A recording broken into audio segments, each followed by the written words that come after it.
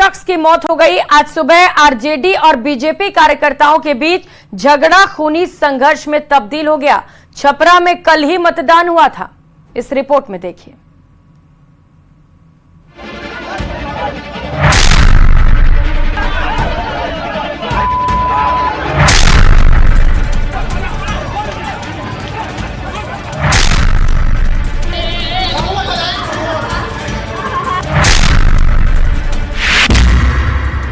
बिहार के छपरा में बवाल।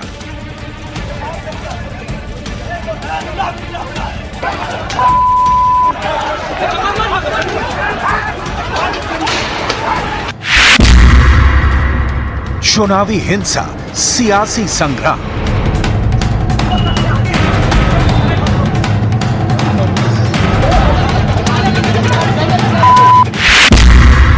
दो चरण बाकी, आर पार की लड़ाई।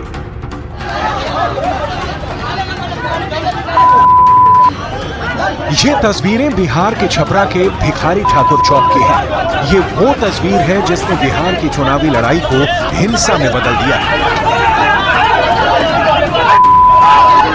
आरजेडी और बीजेपी के कार्यकर्ता एक दूसरे के खिलाफ हो गए। दो गुटों के कार्यकर्ता इस कदर एक दूसरे के दुश्मन बने कि पुलिस को मामला शांत कराने के लिए लाठी चार्ज करना पड़ा। बताया गया कि छपरा में आरजेडी और बीजेपी समर्थकों के बीच फायरिंग हुई।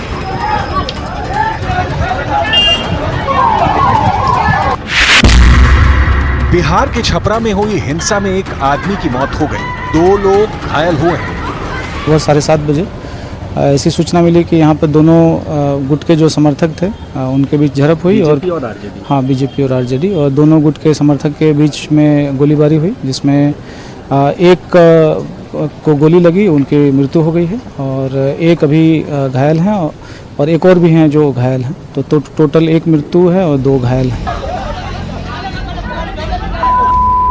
कार्यकर्ता जब शव लेकर चौक पर पहुंचे तो हंगामा हो गया। बीजेपी और आरजेडी कार्यकर्ताओं में फिर झड़प हुई, जिसके बाद पुलिस ने एक्शन लिया और हंगामा कर रहे कार्यकर्ताओं पर लाठी चार्ज किया।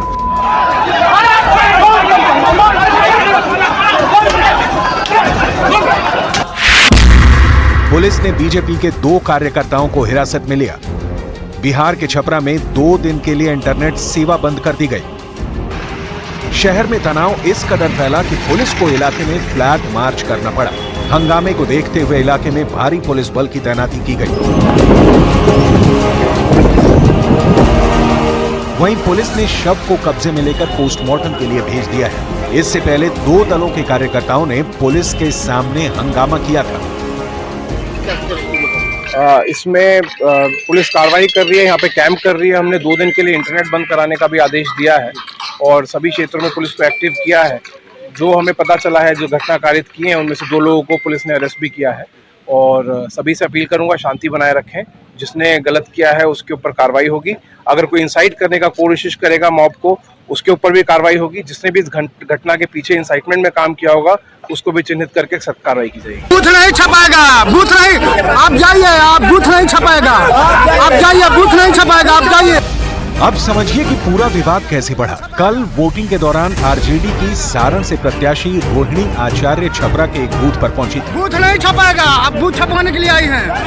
टाइम ओवर हो गया, आप बूथ छपवाने। उनके बूथ पर पहुंचते ही हंगामा शुरू हो गया।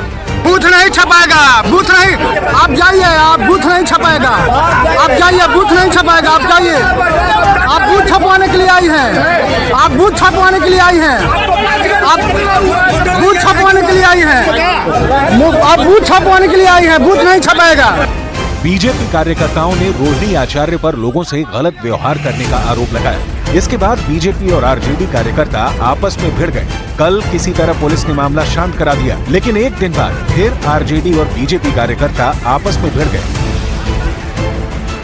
2 गुटों में हुई हिंसा में एक की मौत हो गई, जिसे लेकर बीजेपी और जेडीयू आरजेडी पर हमलावर है। जो वीडियो फुटेज आया है उसमें माननीय रोहिणी आचार्य के साथ भोला यादव कैसे दिख रहे हैं।